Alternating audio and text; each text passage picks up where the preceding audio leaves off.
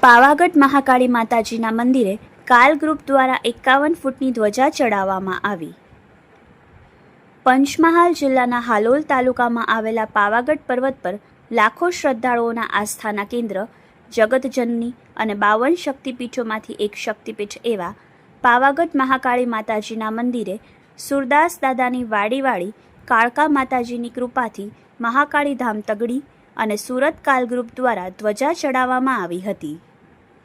ઘોઘા તાલુકાના તગડી ગામે આવેલ સુરદાસ દાદાની વાડીવાળી કાળકામાના માઈ ભક્તોના કાલ ગ્રુપ તગડી અને સુરત શહેરના કુલ 200 જેટલા લોકો પાવાગઢ શક્તિપીઠ ખાતે ડુંગર પર બિરાજમાન મહાશક્તિશાળી મહાકાળી માતાજીના મંદિરે 51 ફૂટની ધ્વજા ચડાવવા માટે પહોંચ્યા હતા, જ્યાં મંદિરના પૂજારી દ્વારા શાસ્ત્રોક્ત વિધિ અને મંત્રોચ્ચાર સાથે ધ્વજાનું પૂજન, ધૂપ અને આરતી કરાવવામાં આવી હતી.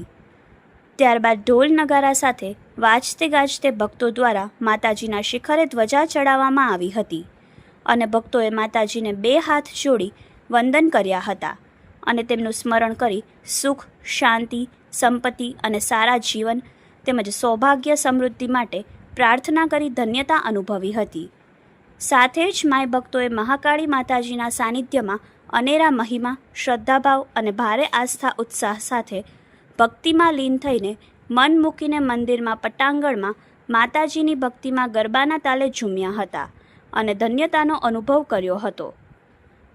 Reporter Anil Jogani, Yashvi Gujarat news, Surat.